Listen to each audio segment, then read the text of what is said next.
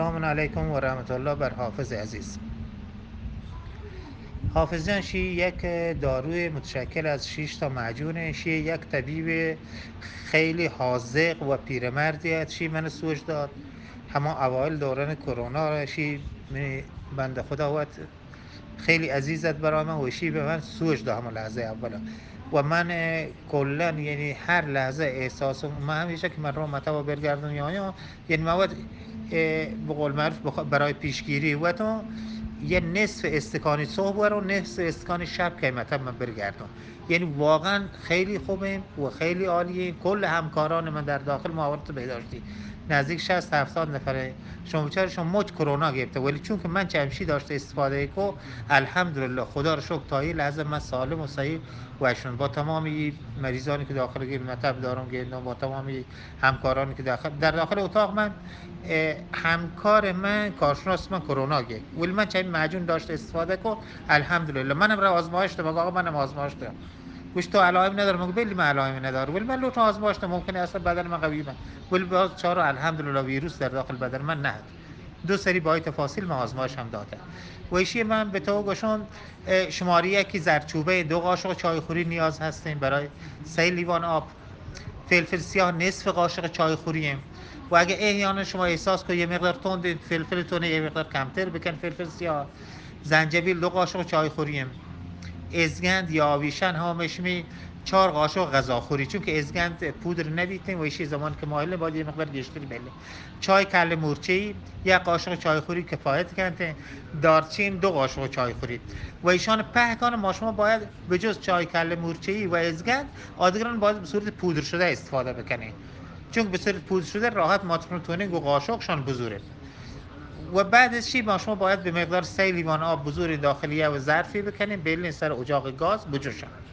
زمانش جوشته آب که به جوش رسید شعله اجاق با شما بگردینیم بگردینیم کم می بکنیم تا این قلجنگ آب تمام بی و آب به صورت صاف بوش دیده. زمانی که آب به صورت صاف بوشتاد یه 5 دقیقه بلی گوزی که خوب آب راکت بیتن. آب که به صورت راکت وشتاد چه زرچوبه اول شروع بکنیم. 2 قاشق چای خوری زرچوبه بریتین داخلی بلنی یه 5 دقیقه تا زرچوبه خوب در داخل های حل بیته. زرچوبه که حل بود به صورت دم کشیده درگه 5 دقیقه بعد فلفل سیاه اضافه بکنیم.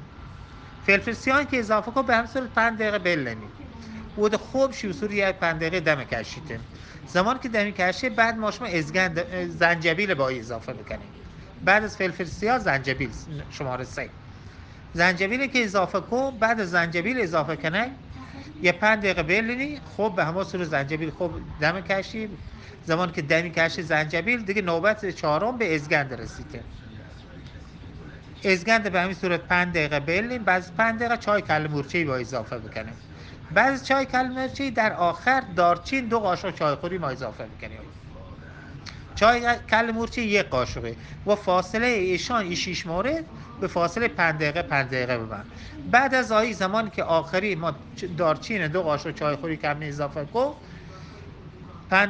به مدت نیم ساعت به همه حالت دم کشید کامل. زمان که دم کشید دیگه بعد بیارینش صاف بکنین صاف کو تون راحت با اندازه حداقل نصف یک استکانی. اگه یک استکانی تو تبره هنگه بچه بهتر انشالله برای خارش گلو، برای عرض به حضور مبارک سرماخوردگی، برای عرض به حضور با سعادت کرونا یکی کرونا این بنده خود رفیق من در کرمان بستریت ماتی، یعنی دقیقاً 2 روز من تجویز کن روز دوم بیگا روز دوم گوشی دیگه الان اکسیژنی که درکن لوتی آب میوه چیزی مایی بده خیلی راحت داری نفس کشیدن.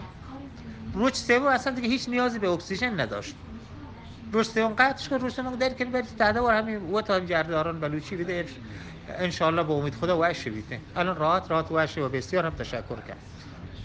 و ایشی کلا اصلا به تمام بده ایشی صدقه جاریه من و شما این به تمام این ملت بلوچی بده که استفاده بکنه.